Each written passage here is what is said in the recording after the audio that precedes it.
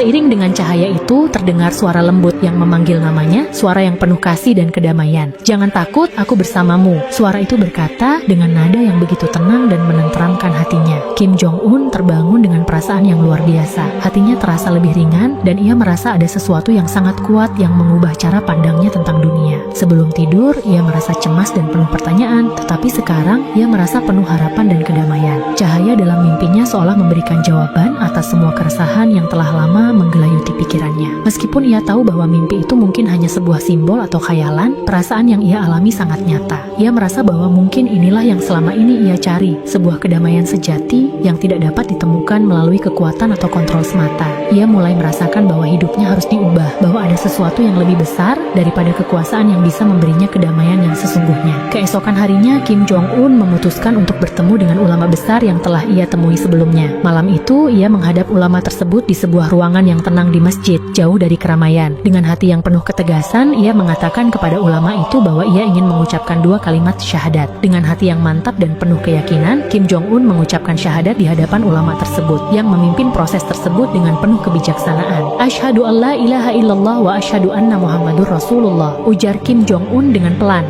namun penuh makna. Pada saat itu, ia merasakan sesuatu yang luar biasa, bukan hanya sekadar ritual atau kata-kata, tetapi lebih dari itu, ia merasakan sebuah ikatan spiritual yang menghubungkannya dengan Tuhan dan seluruh umat manusia. Ia merasa seolah-olah sebuah beban yang berat telah terlepas dari pundaknya, dan hatinya mulai dipenuhi dengan kedamaian yang tidak bisa ia gambarkan dengan kata-kata. Meski demikian, Kim Jong-un tahu bahwa ini baru awal dari perjalanan panjang. Ia bukan hanya telah mengucapkan syahadat, tetapi ia juga telah memulai sebuah perubahan besar dalam hidupnya. Perubahan ini tidak hanya terkait dengan keyakinan agamanya, tetapi juga dengan cara ia memandang dunia, pemimpinannya, dan rakyatnya. Setelah mengucapkan syahadat, Kim Jong-un kembali ke Korea Utara dengan hati yang baru. Ia tahu bahwa apa yang ia jalani di Indonesia adalah perjalanan yang sangat pribadi dan tidak mudah untuk diterima oleh lingkaran dalam pemerintahannya. Oleh karena itu, ia memutuskan untuk menyembunyikan keislamannya sementara waktu. Kembali ke tanah air, Kim Jong-un merasa seolah-olah ada 2 dunia yang ia hadapi. Dunia yang lama, penuh kekuasaan dan kontrol, dan dunia baru yang ia rasakan di dalam hatinya, penuh dengan kedamaian dan harapan. Namun, ia tahu bahwa perubahan itu harus dimulai dari dalam dirinya terlebih dahulu. Ia tidak bisa memaksakan perubahan besar dalam sistem Korea Utara secara langsung, tetapi ia yakin bahwa perjalanan ini akan membentuk keputusan-keputusan penting yang akan ia ambil di masa depan.